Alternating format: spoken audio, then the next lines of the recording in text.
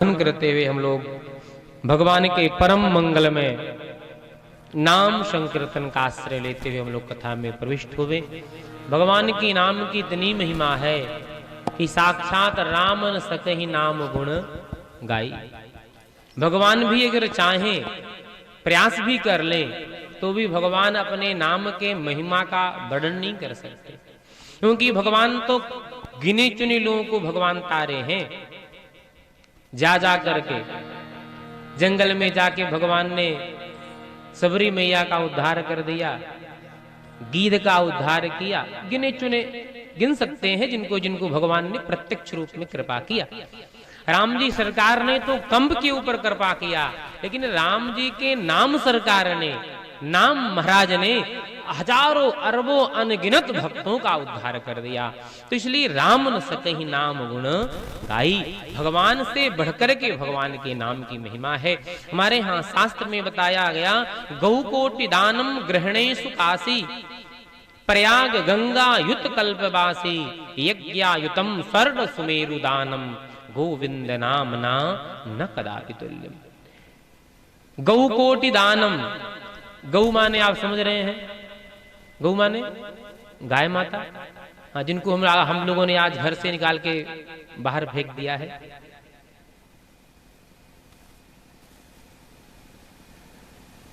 देखिए गौ जो है, गौ सेवा कही जाती है, गो पालन नहीं होता। बकरी पालन होता है, कुक्कुट पालन उद्योग होता है, मत्स्य पालन उद्योग होता है, गौ पालन नहीं होता, गौ सेवा होती है। दूध संसार के सारे पशु देते हैं, लेकिन गौ माता दूध नहीं देती हैं। गौ माता तो अमृत देती हैं। हम सोचें कि दूध के लिए, लेकिन दुर्भाग्य है हमारे देश का इस वर्तमान समय में कि हम गौ माता को जो है दूध के लिए उनका पालन पोषण करते हैं। जब तक दूध दे रही हैं तब तक उनको रखते हैं, नहीं तो उनको उठा के घर से बाहर कर देते हैं। तो दूध के लिए तो भैंस है, बकरी है और बाकी सारे पशु हैं, उनका दूध है, लेकिन गौ माता जो है वो दूध के लिए नहीं, वो तो अमृत प्रदान करती हैं। क्योंकि आप कहेंगे गौ का दूध अमृत कैसे हो गया? अरे भाई, देवताओं के पास एक ही अमृत है, हम मृत्युलोक वालों के यहाँ 5-5 अमृत है, जिसको कहा जाता है पंचामृत। किससे बनता है? दूध, दही, घी, मधु, शर्करा, पंचामृत हो गया। 5-5 अमृत इस धरती पे विराजमान है। वो गौ माता जो हमको पंचामृत प्रदान करती हैं, उन गौ माता का हम कितना निरादर। तो गौ कोटि दानम, एक दान का एक गौदान कर दिया जाए, वैतरणी गौदान कर दिया जाए, नील गौदान इत्यादि जो शास्त्र में गौदान की महिमा महत्ता है, तो एक गौदान करने से वैतरणी जैसे नरक को हम पार पा लेते हैं। कितनी महिमा है। यहाँ एक नहीं, कितना गौदान, गौ कोटि दानम, कोटि माने करोड़, 1 करोड़ गौदान करने का। अच्छा, दान पुण्य करना ठीक, अच्छी बात है, लेकिन दान पुण्य कब किया जाए और कहां किया जाए, ये विशेष बात है। जैसे आप माला लेकर के जप करते हैं, अपने घर में बैठ के जप करिए, तो एक माला आप जप करेंगे सीताराम सीताराम या जो भी मंत्र, तो आपको एक ही माला का जप करने का फल मिलेगा। 108 गुड़िया का 100 माला, 8 माला तो गुरु जी के यहाँ चला जाता है और बाकी 100 वाला अपने पास बचता है, तो एक माला का जप करने का फल मिलेगा। लेकिन वही माला लेकर के आप तुलसी जी के पास चले जाइए, बिल्व वृक्ष के पास चले जाइए, समी वृक्ष के पास चले जाइए, अश्वत्थ पीपल के वृक्ष के पास चले जाइए, धात्री आंवला के वृक्ष के पास चले जाइए, उनके पास बैठ करके जप करिए, और वही एक माला आप जप करिए, लेकिन आपको 10 माला जप करने का फल मिल जाएगा। ये पुण्य है। शास्त्र पुराणों में, शिव पुराण में तो बहुत विस्तार से वर्णन किया गया है, किस किस स्थान पे बैठ करके जप करने से कैसे कैसे उसका फल बढ़ता जाता है। वही माला लेकर के पवित्र जो है मंदिर में देवता के सामने करिए, वहां का फल और 10 गुना हो जाएगा। वही माला लेकर के आप गंगा जी के किनारे पवित्र तीर्थ में, पवित्र सलीला के सामने, पवित्र जल के सामने, सरजू जी के सामने, गंगा जी के तट पे बैठ करके जब करिए उसका 100 गुना फल प्राप्त होता है। वही में लेकर के कोई स्वयंभू भगवान शिव के सामने, भगवान नारायण इत्यादि जो स्वयंभू देवता हैं उनके सामने बैठ करके करिए उसका 1000 गुना फल होता है। शिव पुराण में तो यहां तक वर्णन है कि वही माला लेकर के सबसे ज्यादा फल अगर कहीं प्राप्त होता है तो ऊंचे शिखर पे, पर्वत की श्रृंखला पे बैठ करके आप कोई साधन, पूजन, भजन जब तक करते हैं उसका फल अनंत गुना हो जाता है, उसका कोई वर्णन नहीं कर सकता। इसलिए आप देखेंगे जितने भी संत महात्मा सब थे वो गिरि कंदरा में, पर्वत पे, श्रृंखला पे, वो उच्च शिखर पे बैठ करके भजन साधन करते, क्योंकि वहां का फल अनंत गुना हो जाता है। तो गौ कोटि दानम, 1 करोड़ गौदान करना है। कहां करना है? काशी में, बनारस में, भगवान शिव की नगरी में, जो त्रिशूल पे बसी हुई नगरी है, ऐसे काशी नगरी गंगा जी के किनारे। और कब करना है? ग्रहण के समय करना है। सूर्य ग्रहण, चंद्र ग्रहण इत्यादि जो कुछ विशेष तिथियां हैं, इन सब पे कोई विशेष काम किया जाए, दान पुण्य धर्म कर्म, उसका फल अनंत हो जाता है। तो 1 करोड़ गौदान सूर्य ग्रहण, चंद्र ग्रहण इत्यादि के समय काशी में गंगा जी के किनारे किया जाए और जो फल प्राप्त हो उसको उठा करके अपनी तिजोरी में भर लीजिए। गौ कोटि दानम। दूसरा, ग्रहणे सुकाशी। अब दूसरा नंबर, प्रयाग गंगा युत कल्पवासी। प्रयागराज में अभी माघ महीना आएगा, माघ महीने में 1 महीना तक सब जा करके वहां कल्पवास करते हैं। माघ मकर गत रब जब हुई, तीर्थ पति आप सब कोई, तापस समदम दया निधाना। वहां पे बड़े बड़े संत महात्मा जो है तीर्थराज प्रयाग में, सारे संसार के तीर्थ वहां पधारते हैं, संत महात्मा पधारते हैं। तो ऐसे तीर्थराज प्रयाग में 1 महीने तक कल्पवास करने का कितना फल प्राप्त होता है। यहाँ 1 महीना नहीं, यहाँ करें 10,000 वर्ष तक कल्पवास किया जाए और उसका जो फल मिले उसको भी उठा करके रख लीजिए। तीसरा नंबर, यज्ञायुतम। यज्ञ कितना करना है? अश्वमेध वाजपेयी जैसे बड़े बड़े यज्ञों को कितना करना है? 10,000 यज्ञ को किया जाए और उसका जो फल प्राप्त हो उस फल को भी रख लीजिए। चौथा बता रहे हैं, स्वर्ण सुमेरु दानम। सोना दान करना। आज हम लोग इतने महंगाई के जमाने में छोटा मोटा अगर सोना भी दान कर दें तो फूले नहीं समाते हैं। माताएं सोना दान करती हैं तीज इत्यादि पर्व त्योहारों पे, कान की, नाक की एक छोटी सी फुरहुरी भी दान करेंगी ना तो उनको लगता आज हमने कितना बड़ा काम किया है। यहाँ छोटा मोटा सोना दान नहीं, नाक और कान का आभूषण नहीं, कितना स्वर्ण दान करना है? स्वर्ण सुमेरु, सुमेरु पर्वत की तरह स्वर्ण का खंड उठा करके दान कर दिया जाए और उसका भी जो फल प्राप्त हो उस फल को भी उठा करके रख लीजिए। कितना फल, क्या कौन कौन सा फल हो गया? गौ कोटि दानम ग्रहणे सुकाशी, प्रयाग गंगा युत कल्पवासी, यज्ञायुतम स्वर्ण सुमेरु दानम। इच्छा, ये सारे पुण्य को, सारे फल को इकट्ठा कर लीजिए और एक भगवान के नाम के से इनकी तुलना करिए। तो गोविंद नाम ना न कदापि तुल्यम। ये सारे पुण्य भी मिल करके एक भगवान गोविंद, एक भगवान नारायण, एक भगवान राम के नाम की तुलना नहीं कर सकते हैं। ऐसे भगवान के नाम में अथाह सामर्थ्य है। ऐसे परम सामर्थ्यवान भगवान के नाम की महिमा का हम लोग अपने हृदय में चिंतन करते हुए भगवान के नाम का कीर्तन करेंगे। मिलकर के पुकारें, पुनः ठाकुर जी की जैसी कृपा करुणा कथा सुनने सुनाने का प्रयास किया जाएगा। आइए मिलकर के पुकारते। वृंदावन बिहारी लाल की जय। गोविंद मेरो है, गोपाल मेरो है, गोविंद मेरो है, गोपाल मेरो है, गोविंद मेरो है, गोपाल मेरो है, गोविंद मेरो है, गोपाल मेरो है। श्री बांके बिहारी नंद लाल मेरो है, श्री बांके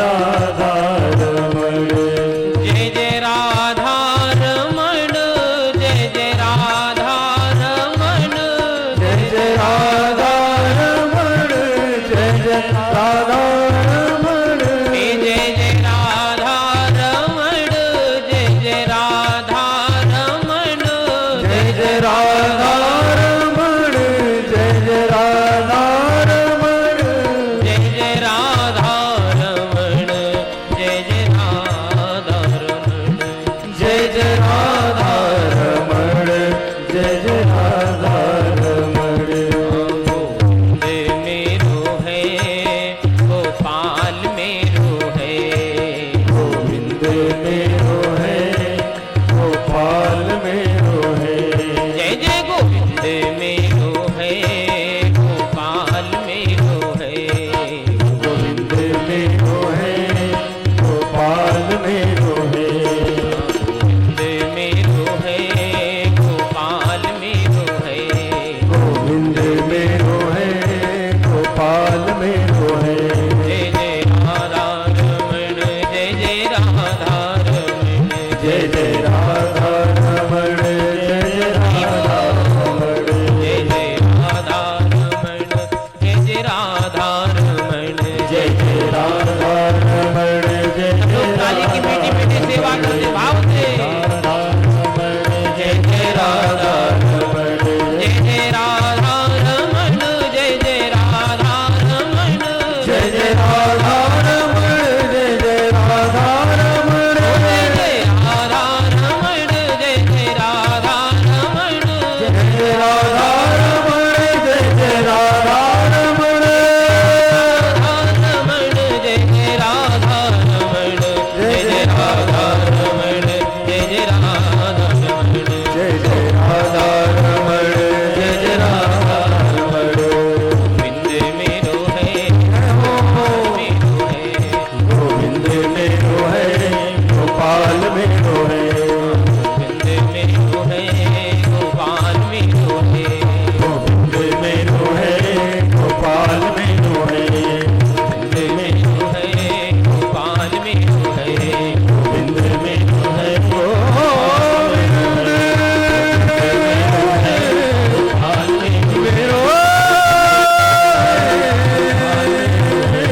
गोविंद मेरो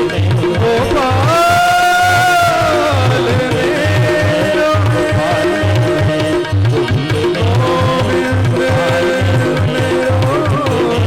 मेरो गोपाल मेरो है गोविंद मेरो है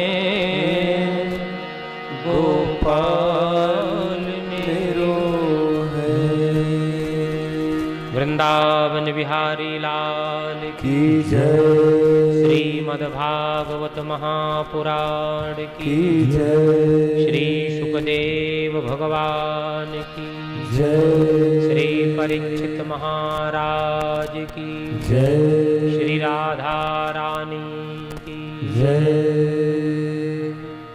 परम मंगल में श्रीमद् भागवत महापुराण तेने यम वांग्मयी मूर्ति प्रत्यक्षा वर्तते हरे साक्षात भगवान की वांग्मयी प्रतिमूर्ति श्रीमद् भागवत महापुराण के रूप में हम सबके मध्य में साक्षात प्रिया प्रीतम सरकार ही बैठे हैं, विराजमान हैं। ऐसे भागवत भगवान की मंगलमय कथा हम लोग श्रवण कर रहे हैं। आज भागवत कथा का अनुष्ठान यज्ञ का तीसरा दिवस एवं सप्ताह ज्ञान यज्ञ का दूसरा दिवस दूसरे देश में हम लोग उपस्थित हैं। कल हम लोगों ने महात्म की चर्चा को श्रवण करते हुए सूत और शौनकादि ऋषियों के माध्यम से कथा प्रारंभ हुई है। ये कथा हम लोगों ने श्रवण किया। सूत जी महाराज ने शौनकादिक 88,000 ऋषियों को कथा सुनाते हुए कहते हैं, ऋषियों सबसे पहले इस भागवत महापुराण की कथा को विधि विधान के माध्यम से श्री नारद जी महाराज ने श्रवण किया था। देश इस बात को कहा, शौनक आदि की ऋषियों के मन में पुनः जिज्ञासा उठ गई है। शौनक जी महाराज ने हाथ जोड़ करके बड़े भाव से प्रेम से पूछा, सरकार हमने तो सुना है कि स्वगोदोहन मात्रम ही गृहेषु गृह में दिनाम, जितने समय तक एक देशी गौ माता का दूध निकाला जाता है उतने समय तक ही नारद जैसे संत महात्मा किसी स्थान पे रुकते हैं, किसी गृहस्थ के यहाँ रुकते हैं। तो आपने कहा कि 7 दिन तक सप्ताह यज्ञ की कथा नारद जी ने सुना, तो ये कैसे संभव है? किस प्रकार से 7 दिन तक एक स्थान पे बैठ करके नारद जी महाराज ने कथा सुना? आप कृपा करके बताइए। इस बात को, इस प्रश्न को सुन करके सूत जी बहुत प्रसन्न हुए हैं। सूत जी ने कहा, ऋषियों इसके विषय में बहुत सुंदर एक निर्मल कथा, निर्मल इतिहास आपको सुनाते हैं। एक दिन की बात है, श्री नारद जी महाराज के मन में जिज्ञासा हुई कि धरती पे जितने भी पुण्य तीर्थ है, पुण्य क्षेत्र है, उन सभी तीर्थों का हम तीर्थाटन करें, तीर्थों का भ्रमण करें। हम देखिए, ये तीर्थों का भ्रमण जब करना होता है ना, तो देवताओं को भी धरती पे ही आना पड़ता है, क्योंकि ये तीर्थ भी स्वर्ग आदि लोकों में यह प्राप्त नहीं होते हैं। तो ये जो दिव्य तीर्थ है, अयोध्या, मथुरा, काशी, प्रयाग, वृंदावन, ये जो नाना प्रकार के जो भगवान के परम मंगल में परम तीर्थ है सुंदर, ये तीर्थ कहीं और नहीं, ये मृत लोक में, ये धरती पे ही केवल है। तो नारद जी के मन में विचार हुआ और नारद जी तीर्थाटन करने के लिए धरती पे पधारे हैं। हरि क्षेत्रम कुरुक्षेत्रम श्रीरंगम सेतुबंधनम एवमादिषु तीर्थेषु भ्रममाण इतस्ततः। श्री नारद जी महाराज तीर्थाटन करते हुए धरती के सारे तीर्थों में भ्रमण करने लगे हैं। हरि क्षेत्रम कुरुक्षेत्रम, हरिद्वार, मथुरा, कुरुक्षेत्र, काशी, प्रयाग, अयोध्या, सारे तीर्थों पे, पुष्कर इत्यादि समस्त तीर्थों में भ्रमण किया है। लेकिन नारद जी महाराज जहां जहां गए हैं सब जगह कलयुग का ही वैभव साम्राज्य देखा है। तरुणी प्रभुता गे है, श्याल को बुद्धिदायक, कन्या विक्रयणो लोभा, दंपतीनां च कल्पनम। नारद जी महाराज जिस जिस स्थान पे जाते हैं सब जगह कलयुग का ही साम्राज्य दिखाई पड़ रहा है। यत फलम तरुणी प्रभुता गे है, जहां भी जा रहे हैं घर में स्त्रियों का साम्राज्य। सबसे पहले नारद जी सन्यासियों के आश्रम में गए, ब्रह्मचारियों के आश्रम में गए, वानप्रस्थियों के आश्रम में गए, उसके बाद गृहस्थों के आश्रम में गए। हर जगह नारद जी भ्रमण किए, लेकिन सब जगह कलयुग ही कलयुग दिखाई पड़ रहा है। नाम के तो सन्यासी हैं, लेकिन सन्यास धर्म का एक भी गुण उनके अंदर नहीं दिखाई पड़ता है। नाम के तो ब्रह्मचारी जी हैं, नाम तो बहुत सुंदर है, लेकिन उनके अंदर ब्रह्मचारियों का एक भी गुण नहीं दिखाई पड़ रहा है। यह सब देखकर नारद जी के मन में, हृदय में बड़ी पीड़ा हुई है। वेश रंग रूप, वेश आभूषण, वेशभूषा तो कुछ और है, लेकिन अंतःकरण में कुछ और भी भरा पड़ा है। यह देख करके नारद जी एकदम दुखी हो गए हैं। तीर्थ सार गतो ततः, तीर्थों का सार चलता जो है पाखंडियों के वास कर लेने से के कारण तीर्थों का सार चलता हुआ समाप्त हुआ दिखाई पड़ने लगा है। यह सब देख करके नारद जी को बड़ी पीड़ा हुई। घूमते घूमते गृहस्थ के यहाँ आए, तो गृहस्थों के यहाँ आए, देखे तो गृहस्थों का भी जीवन भी महाराज एकदम गया गुजरा दिखाई पड़ा। तरुणी प्रभुता गे है, शाल को बुद्धिदायक। स्त्रियों का घर में जो है स्त्रियों का साम्राज्य हो चुका है। इस कलयुग में अब एक भाई अपने भाई की बात नहीं मानता, किसकी बात मानता है? श्याल को बुद्धिदायक, कन्या विक्रयणो लोभात, लोभ के कारण अपने बेटी बेटों को बेचना शुरू कर दिए हैं। और दंपतीनां च कल्पनम, दाम्पत्य जीवन कलमशपूर्ण हो चुका है। बहुत ध्यान से सुनिएगा, ये दाम्पत्य जीवन परम निर्मल होना ये परम आवश्यक है। क्योंकि अगर हमारा दाम्पत्य निर्मल नहीं होगा तो हमारे जीवन में भगवान का प्राकट्य नहीं होगा। भगवान सबके जीवन में नहीं पधारते हैं। जिनका दाम्पत्य, जिनका पति पत्नी का संबंध, ये जो दाम्पत्य जीवन हमारा अगर निर्मल हो जाए दशरथ और कौशल्या की तरह जिनका दाम्पत्य जीवन परम पवित्र हो जाए, माता देवकी और वसुदेव की तरह जिनका दाम्पत्य जीवन निर्मल हो जाए, उसके यहाँ भगवान स्वयं प्रकट होकर के, भगवान प्रकट होकर के, पैदा होकर के भगवान आते हैं और भगवान उसके जीवन को धन्य कर देते हैं। देखिए, ये जो दाम्पत्य जीवन का ये परिणय सूत्र के बंधन में ये जो जीव बंधता है ना, ये संसार के भोग विलास के लिए नहीं, हम संसार के अपने तुच्छ कामनाओं की, तुच्छ इच्छाओं की पूर्ति के लिए ये दाम्पत्य जीवन के बंधन में नहीं बंधते। ये दाम्पत्य जीवन का जो बंधन है, ये 4 पुरुषार्थ की सिद्धि के लिए होता है। धर्म, अर्थ, काम, मोक्ष, ये जो चतुर्थ पुरुषार्थ है, ये 4 पुरुषार्थ की सिद्धि के लिए ही परमात्मा का प्राकट्य भी होता है और इन्हीं 4 पुरुषार्थ की सिद्धि के लिए हम जीवों का भी जन्म होता है और इन्हीं 4 पुरुषार्थ की सिद्धि के लिए हमारे 16 संस्कार भी किए जाते हैं और उन संस्कार में विवाह संस्कार भी इन 4 पुरुषार्थ की सिद्धि के लिए ही किया जाता है। इसलिए आप देखेंगे विवाह में जो परिक्रमा की जाती है, अग्नि की प्रदक्षिणा होती है, कितनी प्रदक्षिणा की जाती है आप सबको पता है? 7 परिक्रमा ना? हाँ, सबको पता 7 परिक्रमा, क्योंकि एक पिक्चर वालों ने पागल बना के रखा सबको। जब तक पूरे ना हो फेरे 7, ऐसे गाने सब बहुत सारे निकाल दिए गए, तो सबको पता है कि 7 परिक्रमा हो तो विवाह पूरा हो जाए। अच्छा, मुझे की बात, अगर ना भी कराएं पंडित जी, अगर 7 ना भी करावे, जो नियम वही करा दें, तो सबसे पहले माताएं चिल्ला रहे कैसन पंडित है ना भैया, ने यह ना पता है 4 परिक्रमा करा बंद करा देने, जबकि कहीं भी शास्त्र में 7 परिक्रमा का बात नहीं लिखा हुआ है। 4 परिक्रमा क्यों? क्योंकि 4 पुरुषार्थ है, धर्म, अर्थ, काम, मोक्ष, ये 4 पुरुषार्थ की सिद्धि के लिए ही विवाह संपादित होते हैं। उन 4 पुरुषार्थ के लिए ही 4 परिक्रमा किया गया है। भगवान का प्राकट्य भी 4 पुरुषार्थ के लिए होता है। मानस में बाबा वर्णन करते हैं, विप्रधेनु सुर संत हित लीन मनुज अवतार, निज इच्छा निर्मित तन माया गुण गोपार। विप्रधेनु सुर संत, 4 का नाम लिया। ये 4 कौन है? ये 4